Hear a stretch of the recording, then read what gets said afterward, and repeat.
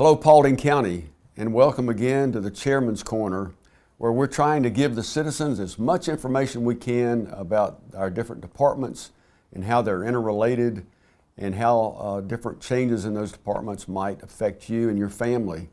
Today, we are very honored and pleased to have with us the Paulding County Director of the Water System, Miss Laurie Ashmore. And Laurie, it's so good to see you today. Thank you. And thank you for being here. First of all, I like to get a little bit of the background about our directors, and so about your education or some of your previous experiences for a couple of minutes. I've been in the water business my entire career, water and sewer, doing planning. I've been in both the private sector as well as the public sector. And so I've been out here now 3 years. The time has gone so rapidly because I tell people all the time, it's an exciting time to be in the water business in Paulding County. There's no place else that I know of a system our size has got the challenges and opportunities that we have. I don't know that there's ever been a more exciting time in Paulding County to be in the water business, and exciting for our citizens to realize that we're going to be independent here in the not too distant future. Well, you know, we talk about missions, and again, it's a large mission that you have to oversee. Tell us about your mission. Our mission is to provide effective and efficient and reliable water and wastewater services. But there's so much more than that. You know, we're in the business of supporting public health and safety through the provision of water service.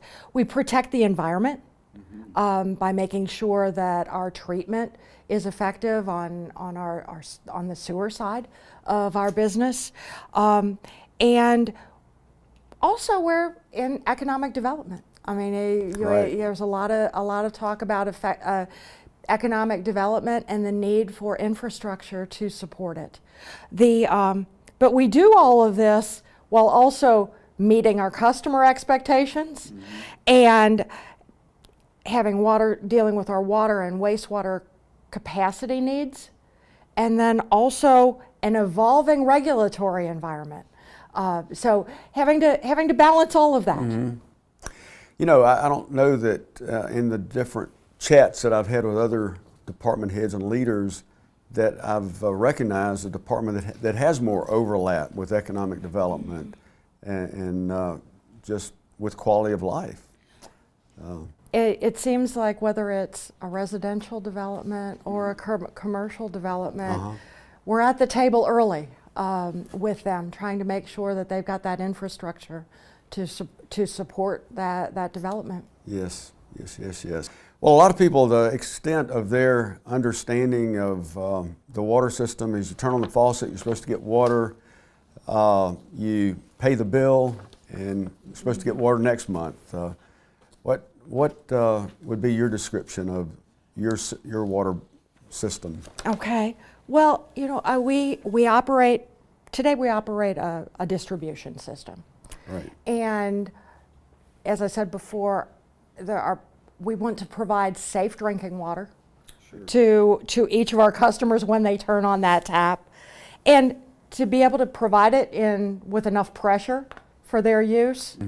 But we're also providing water for fire protection. So our fire, we work with our fire department on that. You know, right now we're purchasing our water from Cobb Marietta Water Authority. Yes. And we purchase about 11 million gallons of water a day. Goodness gracious. And we're serving about 47,000 customers.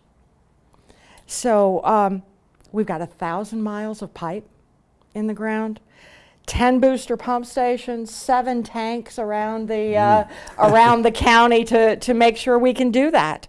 Some of the things that folks don't realize is that we have to have certified distribution people to run our distribution system. And today they're working with Cobb Marietta to make sure that water that we purchase from them is delivered safely through our distribution to the tap. I see, yeah. Oh, it's quite a process, isn't it? It and now, is.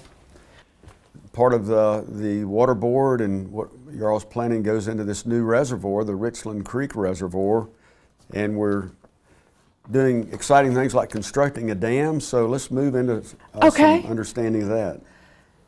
I like to put it in perspective. The Richland Creek Water Supply Program is actually going to double the asset value of Paulding Water System. We talk about it being the largest capital program undertaken Right. in the county. So it just has such a significance. And I guess when you put it in perspective, it explains why so much of my time is dedicated to getting that on the ground and then into operation. We're going to be treating, by the end of 2019, we'll be treating and distributing water out of that water supply program. Excitement. It is, it really is. We'll be supplementing, in the early years, we'll also be supplementing that with continued purchases from Cobb Marietta until we continue to expand our distribution network. And so that is a big change for us. We're going to be going from supplying all of our water from the eastern border of our county to supplying the majority of water from the north end of our county. So it's going to present a lot of challenges for us, but things that we're preparing for now, so that when we start opening valves and moving water in from that direction, we are underway. We've got our last of the construction projects awarded, so that we make that last interconnection.